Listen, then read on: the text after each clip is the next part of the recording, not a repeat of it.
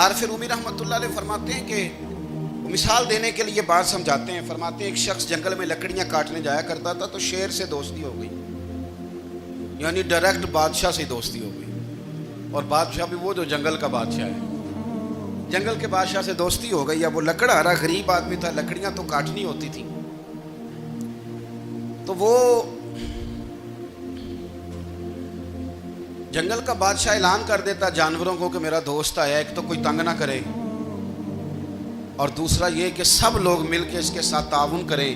کبھی کوئی جانور لکڑیاں اکٹھی کراتا, کبھی کوئی اپنی پشت پہ گدھا, بیل, گھوڑا, خچر رکھ کے وہ لکڑیاں باہر چھوڑنے آتا.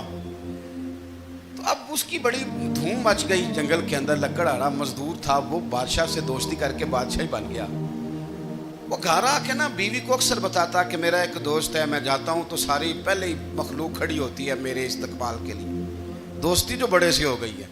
بنا ہے شاہ کا مصاحب تو پھر ہے اتراتا, وگرنہ شہر میں غالب کی آبرو کیا ہے.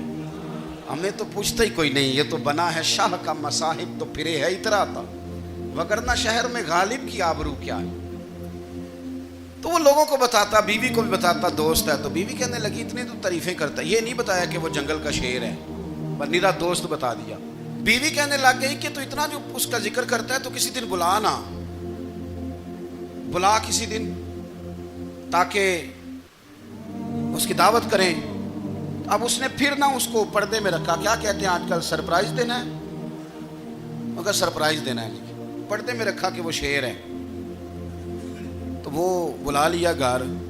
اب اس کے لیے کچا گوشت, ظاہر ہے شیر نے کچا گوشت دکھانا تھا. وہ کہنے لگی پکانا کس طرح کا ہے. وہ کہنے لگا جب وہ آئے گا پھر بتاؤں گا. اب وہ کچا گوشت 2-3 بکرے ذبح کر کے ڈال دیے.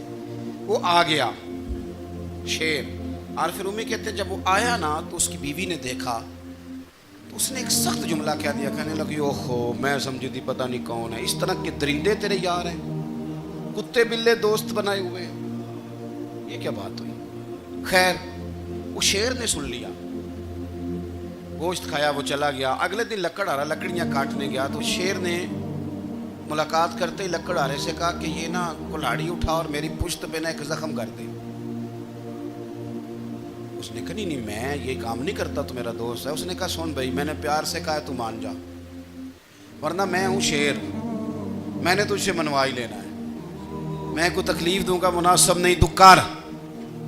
اس نے کلاڑی اٹھائی اور اس کی پشت پہ ایک زور سے زخم لگا دیا, خون بہنے لگا.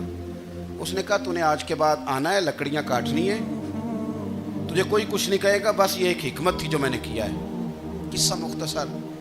وہ آتا رہا, لکڑیاں ملتی رہیں, خدمت بھی ہوتی رہی. 6-8 ماہ گزر گئے. ایک دن شیر اس سے کہنے لگا یہ میرے ذرا بال اٹھا کے دیکھ, وہ جو تو نے زخم لگایا تھا وہ کہاں پہ ہے. اس نے وہ بال اٹھا کے دیکھا تو زخم ملا ہی نہیں, کئی جگہ پہ ٹٹولا کا, یار یہاں تھا, یہاں تھا, یہاں تھا. شیر نے پھر کیا کمال ہی جملہ کہا.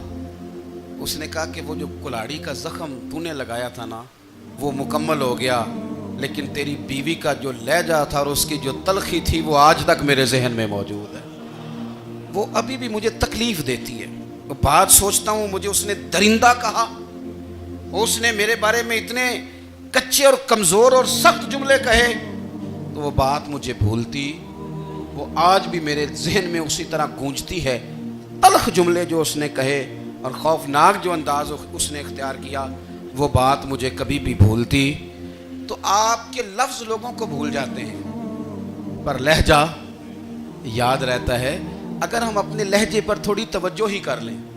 کچھ لوگ کہتے ہیں جی میرا جی روٹین ہی یہ ہے بات کرنے کی, تو یہ یاد رکھنا کسی وقت ایسا بھی ہوتا ہے کہ شیر کو سوا شیر مل جاتا ہے. پھر ایسا نہ ہو کہ آپ کی تلخی کی جواب میں کوئی اس طرح کی تلخی ہو کہ پھر آپ اس کو کبھی بھلا نہ سکیں. ہمارے ہاں نا یہ دور تیزیاں دکھانے کا دور ہے. کچھ لوگ ضرورت سے زیادہ تیزی دکھانے کی کوشش کرتے ہیں. ان بیچاروں کا کبھی کبھی اتنا سخت نقصان ہوتا ہے کہ ان کو ان سے بھی کئی گنا تیز بندہ مل جاتا ہے. وہ کسی ایسی جگہ جا کے بیچارے الجھ جاتے ہیں جہاں سے واپسی کا راستہ نظر نہیں آتا.